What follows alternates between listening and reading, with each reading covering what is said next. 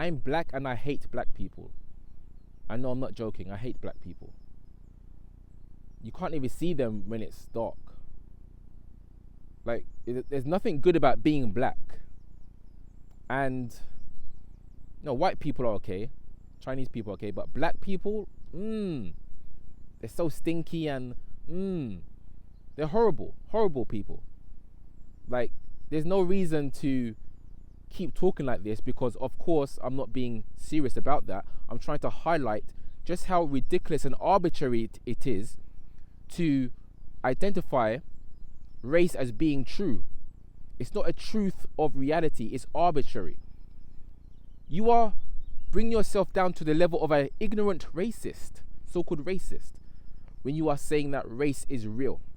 Because the ignorant person who is far removed, seemingly, from their true understanding that they are the pure infinite consciousness of the mind, they will group people because they have limited perspective and say, oh, all people who have brown skin are this way. All people who have this color skin are that way.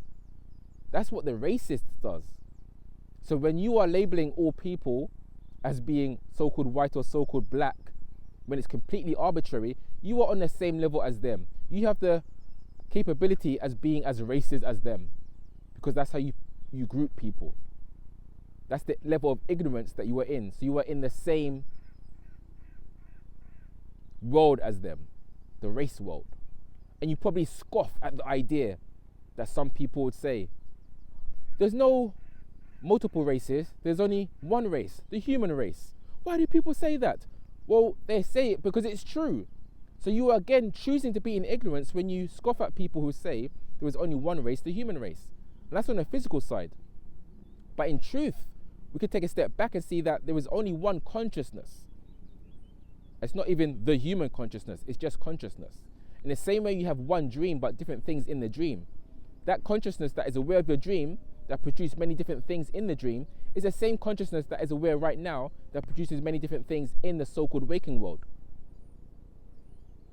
We arbitrarily label that which already exists. That's what labels do. You can't label something that does not exist. For example, if you wanted to label something that did not exist and then make the thing, you would still be making that thing out of other materials that already exist. Wood, clay, etc. Or even thoughts. The thought to make the thing. There's a label for that. So it's truly arbitrary when we label people as black or white, Chinese, etc. via this thing called race. It's arbitrary. So my point again is just to really make it clear to you that you are choosing your level of ignorance. You are choosing it. You are choosing it. And what comes with ignorance is not having a clear focus, a clear vision of what is truly happening. And this is where things such as self-loathing or loathing others can come into play more easily. Because you are living in a state of ignorance, but you chose your ignorance. You know there's no such thing as race, really. You know it's arbitrary, you know it's made up. If you don't know what arbitrary means, look it up, but essentially it's like it doesn't even mean anything. Just made up.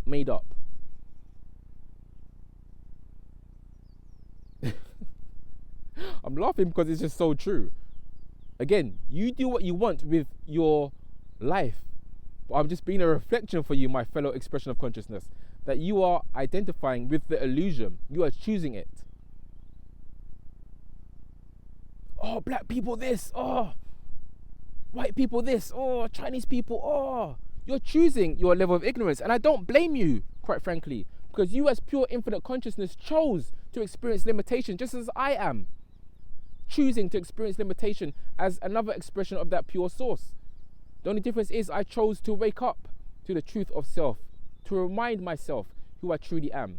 So when I play this game of so-called duality, so-called polarity, so-called human world, so-called ignorance, so-called Maya, I play this game from a wider vantage point of knowing what the truth actually is. So I don't get as attached or sucked into the issues of the mind, the issues of other people's ignorant perspectives. But you do, because you are choosing to live on the level of an ignorant person. Are you not? If not, then stop saying that race is real. Hmm. Then stop saying that the physical world is actually physical. Hmm. Can you see? Seeing? Can you touch? Touch? Can you smell? Hearing? If they are real things that sense the world, apparently an outside world. If the senses were truly real, you would be able to manipulate them, perceive them in some way.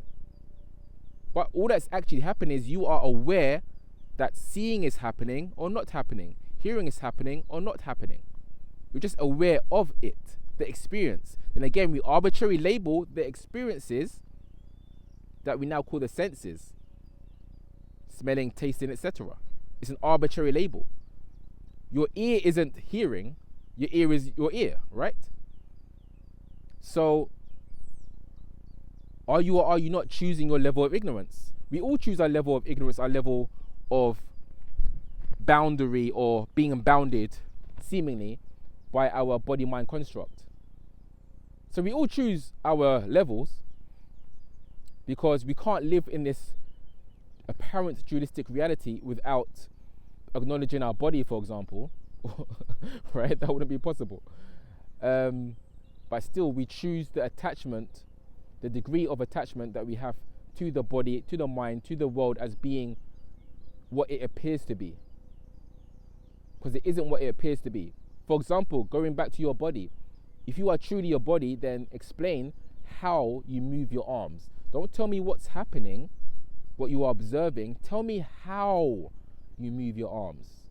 Again, don't tell me what's happening. That's a different thing. What and how are two different things. Okay, I suggest you cannot. Right? You just do it. You just move your hands. You just move your body. It's just a doing, a happening. Because again, you are the consciousness that is aware of change, aware of movement, aware of this limited perspective. Because of course the ultimate perspective is all is one. Everything's fine, everything's perfect. From the perspective of the whole. Because the whole knows that everything is itself. So nothing is taken away from it when something dies, for example. Change happens and emotions happen and feelings happen and experiences happen, of course, for the personas, for the people. And we'd all prefer to not feel negative feelings, of course. But from the whole's perspective, again, you choose a level of ignorance. From the whole's perspective, nothing is even happening, let alone being hurt, let alone being happy. It just is what it is. Okay? And then we filter that is what it is through the so-called mind as time and as experiences, as happenings, as purposes, etc. Because the mind cannot just be. And you know that, right? You've tried to stop your mind probably once or twice in meditation or just for fun. You can't do it. You can't use the mind to stop the mind. You can only be conscious that you are the awareness of the mind, and that takes the power away from the mind as being controlled by you. And then before you know it, you are perceiving from the vantage point of the observer, and then you just won't even recognize the mind as being something that is independent of you. So you won't feel like, oh, I can control it. No, it's just you. It just is you. When I say you, I mean an expression of that pure oneness, that infinite consciousness. In the same way, it sounds weird, but thoughts coming to me right now. My cheek can't affect my cheek. Right? It just is what it is.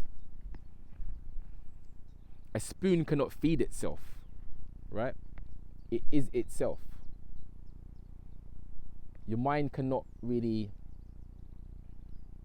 do anything to itself. It is itself, but that self is pure consciousness. That's why you can't stop the mind. You can just be aware of the changing appearances. So yeah, you choose your level of ignorance. At the end of the day, you choose your level of ignorance. You do. It's you. You're choosing it. Have a wonderful day or evening, my fellow expressions of consciousness. Take care.